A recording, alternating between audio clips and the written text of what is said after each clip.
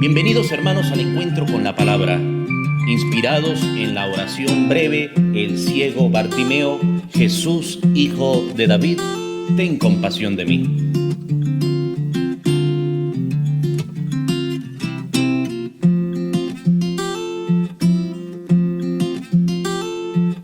Y con ustedes el Padre Marcos Linares.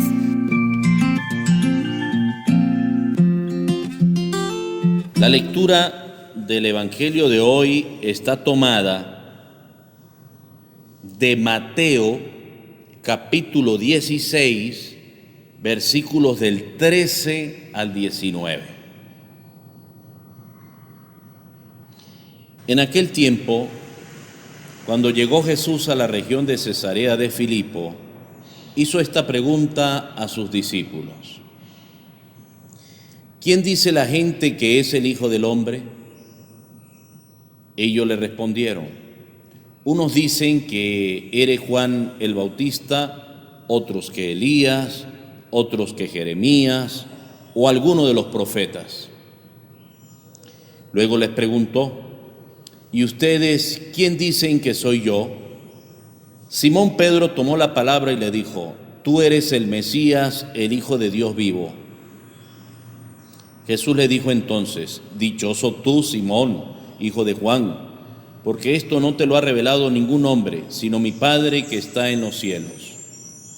Y yo te digo a ti que tú eres Pedro, y sobre esta piedra edificaré mi iglesia. Los poderes del infierno no prevalecerán sobre ella. Yo te daré las llaves del reino de los cielos. Todo lo que ates en la tierra quedará atado en el cielo, y todo lo que desates en la tierra quedará desatado en el cielo. Hermanos, es palabra del Señor. Gloria a ti, Señor Jesús.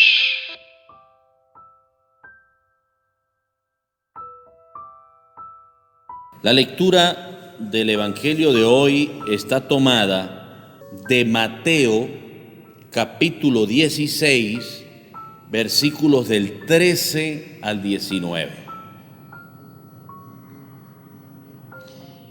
Y siempre digo, y no lo digo yo, se ha dicho a lo largo de tanto tiempo y se seguirá diciendo, que la palabra de Dios ilumina nuestra vida. Y que la palabra de Dios, cuando abrimos la Biblia y la leemos, nos indica cuál es nuestro camino como cristianos. Hoy, en esta lectura del capítulo 16 de Mateo, versículos del 13 al 19, hay una pregunta que Jesús le hace a sus apóstoles, a sus seguidores, a quienes le escuchaban allí directamente. Pero también es una pregunta para nosotros hoy. Esa pregunta fue: ¿quién dice la gente que es el Hijo del Hombre? ¿Qué está diciendo hoy la gente de Jesucristo? ¿Quién es Jesucristo? ¿Qué está diciendo hoy la gente de Dios? Porque hay muchos que hablan de Cristo y hablan de Dios sin experiencia en su vida de ellos.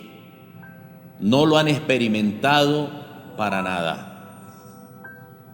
Pero también hay personas que hablan de Jesucristo y de Dios fruto de su propia experiencia.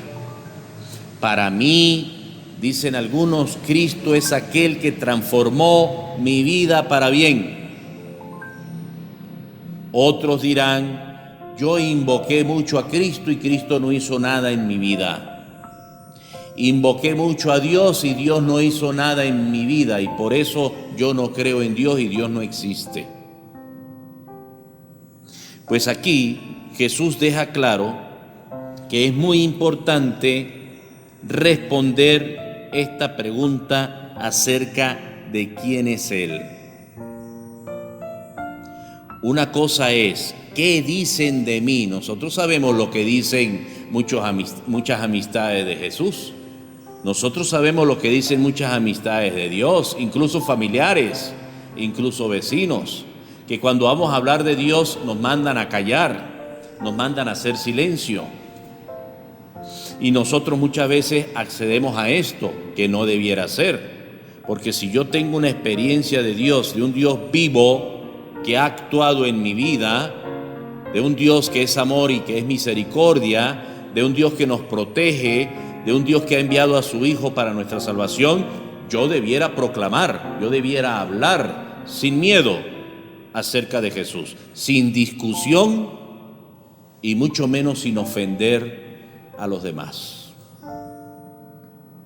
Y no quedarme callado. Pero eso es lo que dice la gente. Pero aquí luego Jesús se refiere más directamente a los apóstoles y dice: ¿y ustedes quién dicen que soy yo? Allí sí nos tenemos que olvidar de lo que dicen otros, sea bueno o sea malo de Dios. Aquí tenemos que responder desde nuestra propia experiencia y desde nuestro propio concepto de Dios y de Cristo que está en la mente y en nuestro corazón. De ese Cristo que hemos visto tal vez, y estoy seguro, actuar en la vida de cada uno de nosotros o en la vida de los más cercanos, sean familiares o sean amigos. Esa es la respuesta que Jesús quiere cuando nos dice: ¿y ustedes quién dicen que soy yo? Pedro, abriendo su corazón y su mente al Espíritu Santo, dejándose llevar por la luz del Espíritu Santo, dice: tú eres el Mesías, el Hijo de Dios. Rápidamente Cristo reconoce que cuando damos una respuesta verdadera, acertada y concreta acerca de Él, es porque el Espíritu Santo ha actuado en nuestra mente y en nuestro corazón. Hay que dejar a Dios ser Dios. Hay que dejar que el Espíritu Santo actúe en la vida y en el corazón y en la mente de cada uno de nosotros.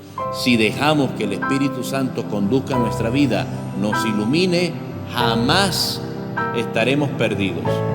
Jamás viviremos en tiniebla. Jamás podrá acercarse a nosotros la confusión y mucho menos el temor.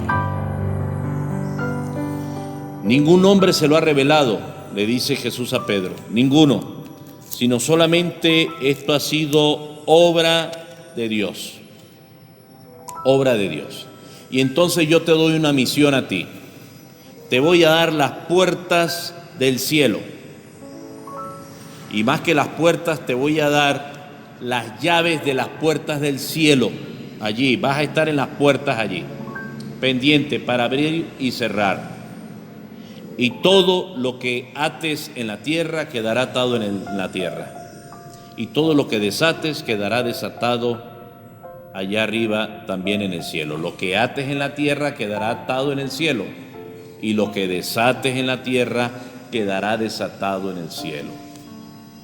¿Qué atamos o qué se desata? Pues recordemos que es importante atar al demonio, atar a todo aquello que muchas veces quiere andar como muy suelto y guiando nuestras vidas, alejándonos de Dios.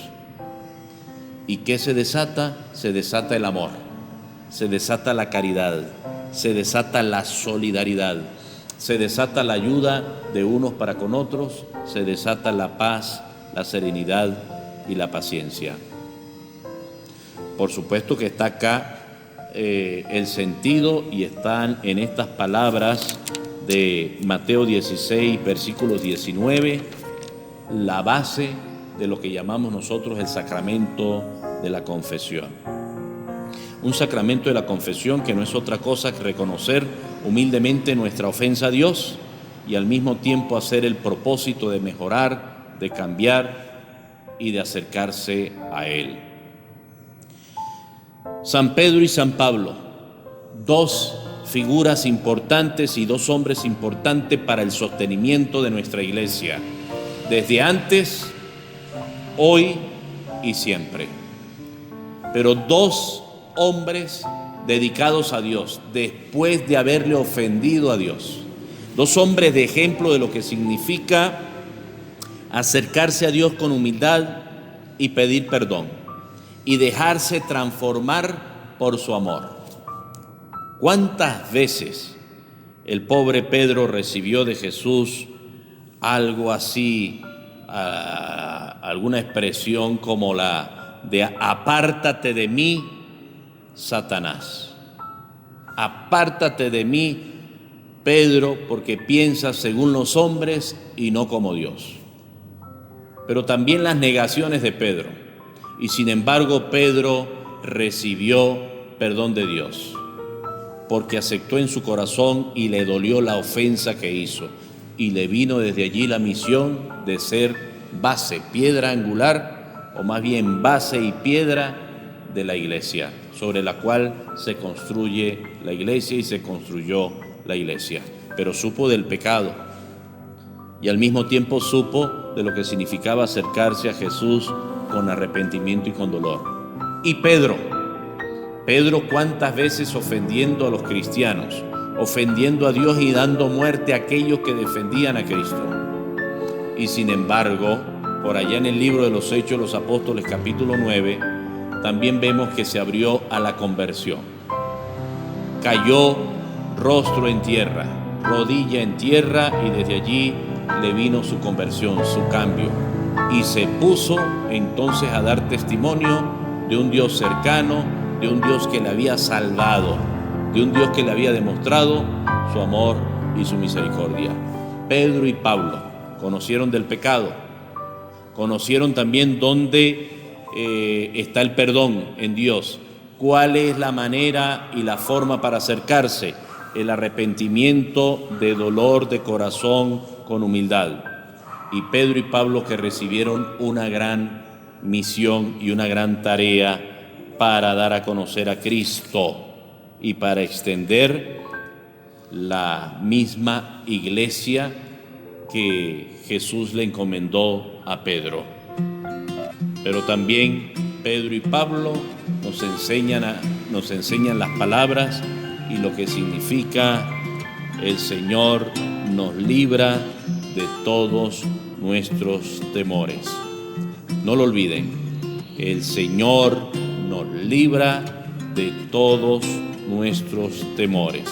Pedro y Pablo, testimonio de esto, que el Señor los libró de todos sus temores. Amén. Hermanos, Dios los bendiga.